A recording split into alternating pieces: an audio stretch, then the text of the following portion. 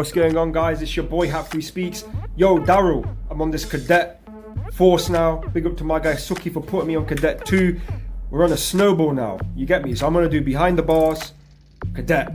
This is the first one, and then there's behind the bars, take 2. So, yo, go copy his, my reaction on Slut, the other reaction I just made, and the recent one, which was Closure.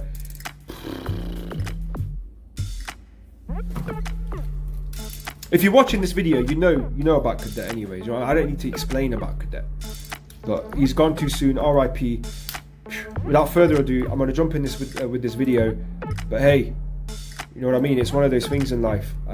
So behind the bars, current video has 631 dislikes. What is that about? What is that about? Anyways, so about to jump in now.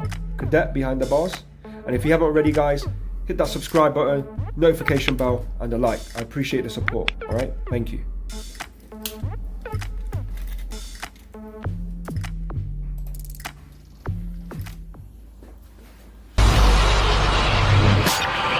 TV, behind bars. Behind bars.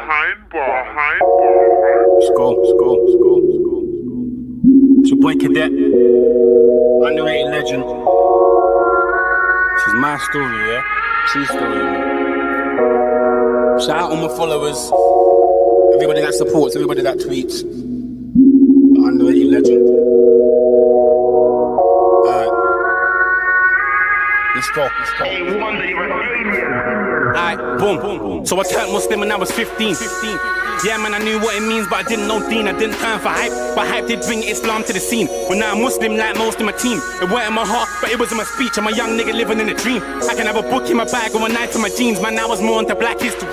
You know, trying to find out about man's fathers, and I can talk about that all day long. But I'm Cadet, I ain't Swiss of a Carliner. Most of my family is Christian, but it's not like any of them know the Bible. It's more like following suit. Like my nan would have told my mum do as I do, but I done as they never did. See, I was sick from the roads, and the book was my medicine. My nan, she had the maddest jokes like, come and give Nanny a hug, you look a terrorist. But it's all banter.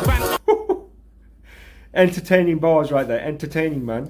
Truth is, I didn't care about religion. Bare people take Muslim for hype. And the fact of the matter, I was one of them niggas, man, until I met Cali in the field. They took a nigga that was savage in the field, took a knife out and put a pen in and gave me a purpose, man, it's so real. You see, I went from saying Assalamu alaikum for the sake of it, to Assalamu alaikum wa rahmatullah, to a bit of katu and kifa alik. But I can't stop music, it means too much. The gram tempo, my heart beats too much. I know that the shit that I'm doing is haram. I come out my face when you pre too much, and you ain't gotta tell me I ain't on Deen.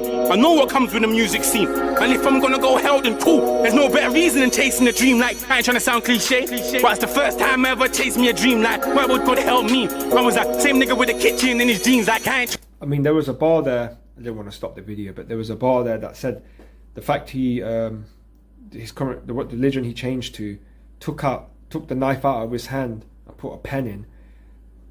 I mean, you can't really judge a man for that. You know what I'm saying? Because each person has their own perspective, and I've said this before in my other reactions. Like, the environment you live in is what comes across in the music. So if something positive came into his life and took the knife out of his hand and put a pen there instead, that's all but positive. You get me? It's one less crime, it's one less murder.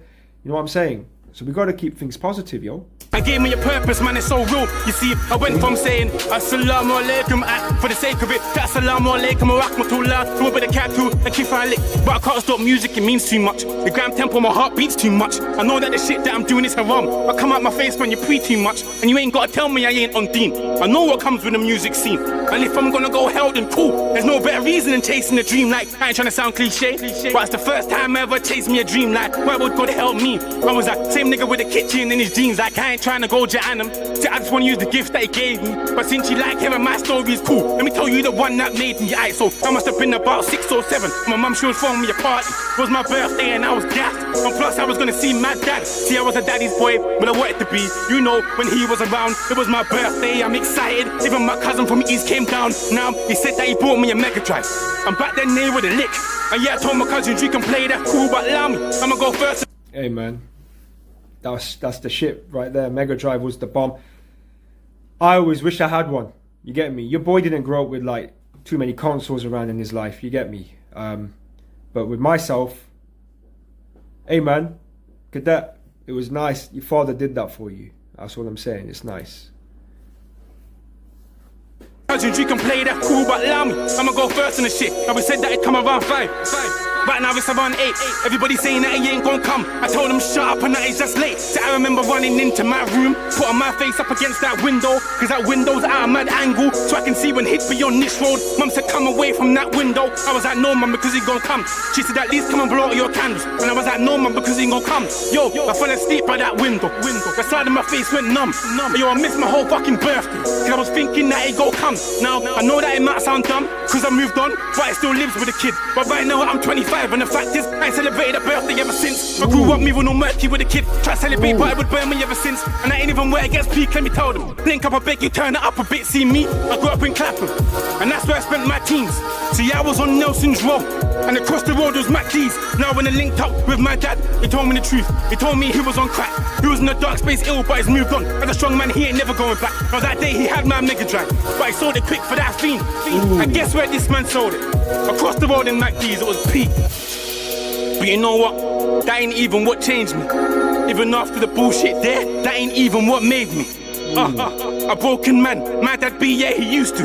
But that used to was so used to. Now, let me tell you the man that I'm used to. Excuse you, if you think it's been a smooth route. We just couldn't connect like it was Bluetooth. It's a funny joke to make the room move. I would try not to crease like it was new shoes. We'd go out to eat, sit in a new booth. Wouldn't it be a happy meal, there's not a fruit shoot. Who knew that that man I'd be rude to is now the compass I stay true to. Feds put me. Oh my gosh.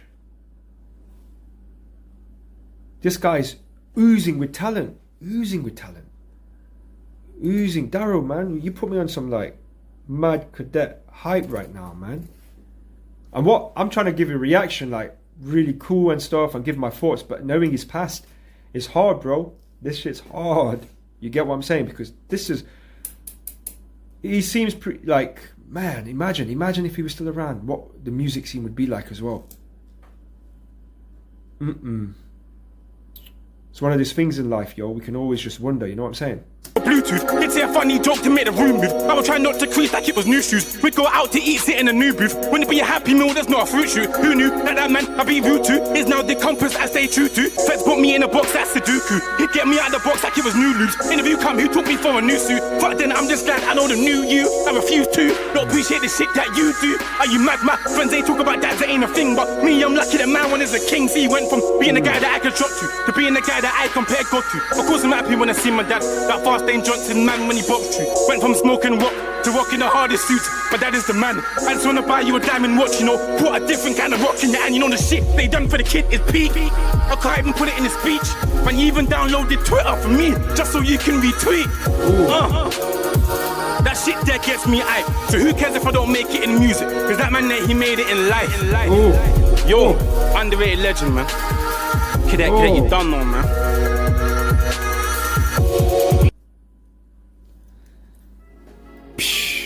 Hey man, listen, that right there, he flipped it.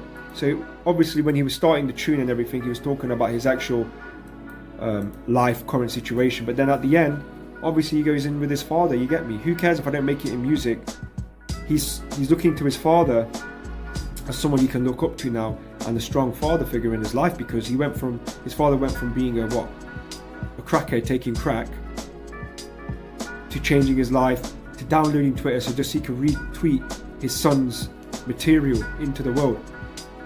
He took that as a lesson, like you were at the bottom, but now you're strong enough and you've moved on from that. So that's, hey man, that's quite clever how he did that and twisted from his narration at the beginning of the song till the end to end it on a nice high note. You know what I mean?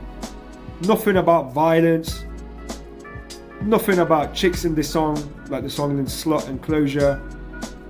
It was all positive, yo. And that song right there, Behind the Bars, Cadet, is behind the artist. You might as well call it behind the artist, because what he's doing is he's giving you, he kind of lifted the veil up on his life and his character as well. And you know what I mean, to talk about his birthday, to talk about his father like that, that's pretty deep, you get me? It's pretty strong, you get me? I don't know many people that come on a camera even a song and just talk about their parents like that, except for Tupac, their mama, and a few others. M obviously went the other way with it, but that's deep, man. He's definitely put it out there for the fans to make their own mind up. Hey, that was in August 2015. It's been 5 years, man, and it's still relevant. Alright guys, I'm going to jump in with my next reaction, Cadet Behind the Bars 2. I'll see you on that. Well, I'll see you there. Peace.